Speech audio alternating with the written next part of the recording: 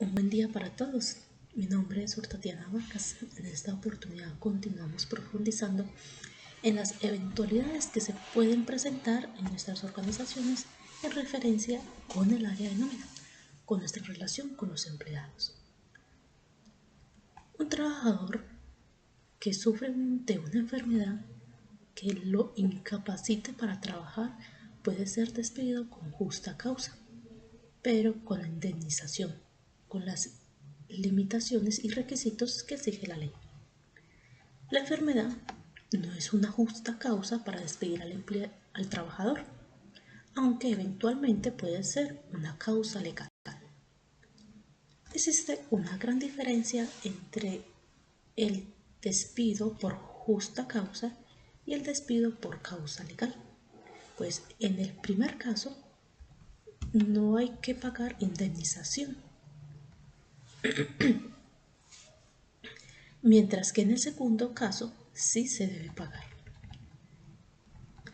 En el caso de estudio que abordaremos, es de una persona que luego de cumplir con todos los requisitos para ser contratado, fue vinculado por la empresa Cominos SAS, con un contrato laboral a término indefinido, con todas las afiliaciones legales correspondientes a la que cuenta y debe tener todo empleado en Colombia: EPS, AFP, ARL.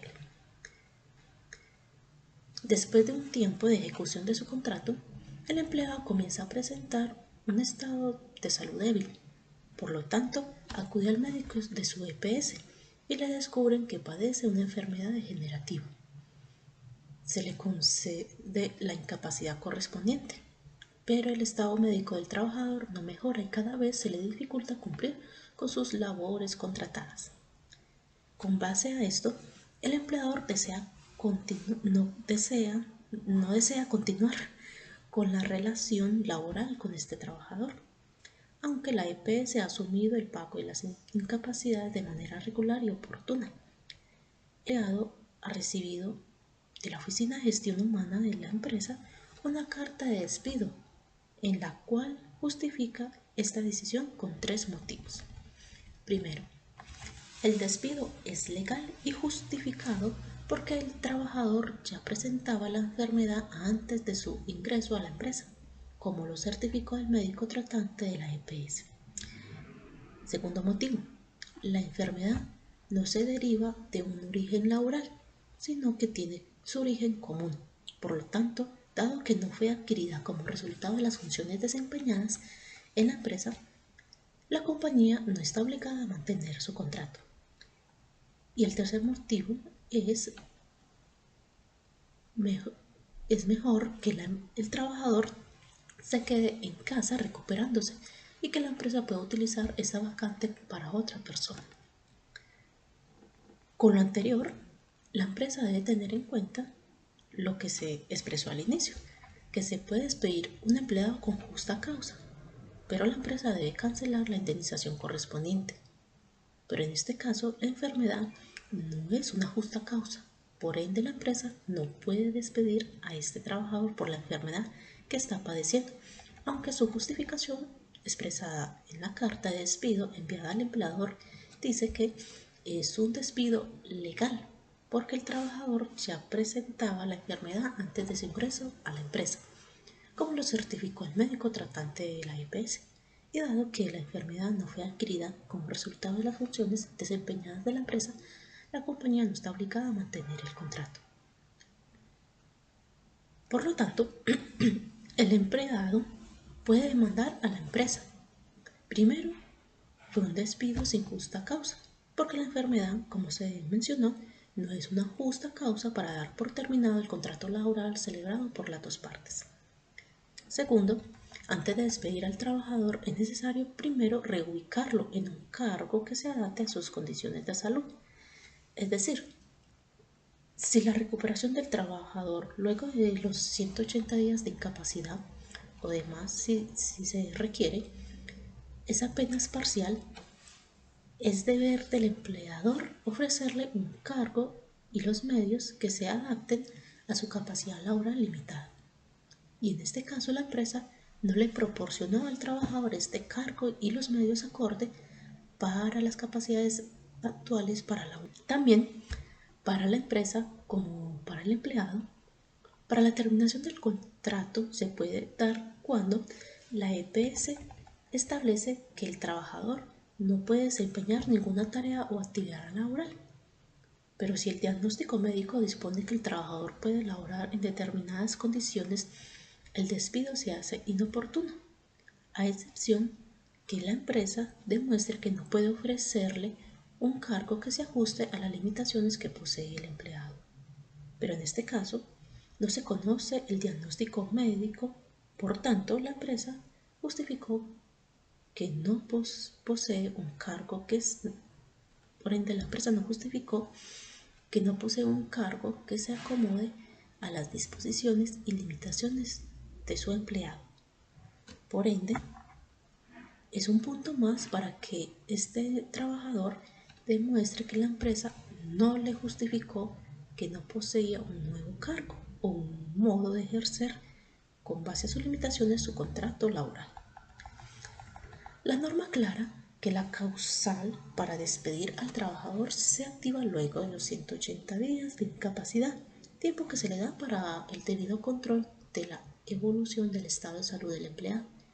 Pero la Corte Constitucional ha considerado que este plazo se debe extender más allá y que corresponde al Fondo de Pensiones asumir el pago de la incapacidad con el periodo concepto favorable de la EPS. En consecuencia, no es posible despedir al trabajador en el día 181 de la evolución de la enfermedad. La empresa no está en este caso, la empresa no está acogiendo lo que emitió la Corte Constitucional de extender este tiempo. Podemos decir que según el enunciado inicial, la empresa respetó el tiempo de la incapacidad de los 180 días. Con lo anterior, el empleado puede obtener que su contrato laboral siga activo en la empresa, debido a que la empresa fue la que notificó el despido.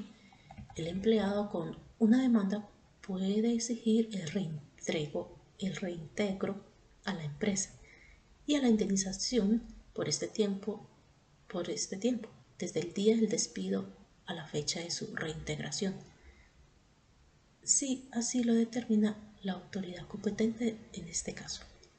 Por otro lado, la empresa Cominos SAS, frente a este caso y con los puntos tratados, la empresa puede ser obligada a reintegrar al empleado y debe pagar la indemnización por este despido sin justa causa y cancela las demás disposiciones legales que decida el juez.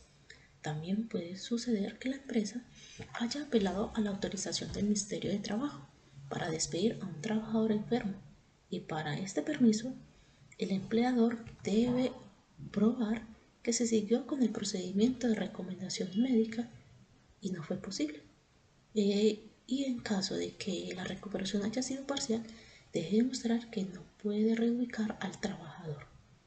Pero para este caso no se evidencia que la empresa haya buscado este medio con su debido proceso para obtener la debida autorización por parte del Ministerio de Trabajo para despedir al empleado enfermo. Otra condición que vemos en este caso, la estabilidad laboral reforzada es una figura legal que busca proteger a los trabajadores que se encuentran en un estado de vulnerabilidad. El objetivo es evitar que sean despedidos con motivo de su condición y garantizarle así el derecho al trabajo. En este caso, es un fuero laboral reforzado, porque como lo dice el párrafo anterior, se busca proteger a los trabajadores que se encuentran en un estado de vulnerabilidad y como lo hemos visto desde este empleado entra entre los tipos de fuero que protege la ley, pues los tipos de fueros que protegen determinadas condiciones laborales son el fuero de prepensionado, fuero de salud, fuero de maternidad, fuero de paternidad, fuero sindical, fuero de madre o padre cabeza de hogar, y fuero por acoso laboral. La empresa no debía proceder con la terminación del contrato laboral con este empleado por el motivo de que éste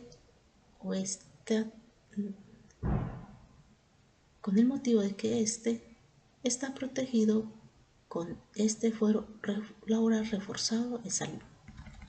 Y al querer terminar con este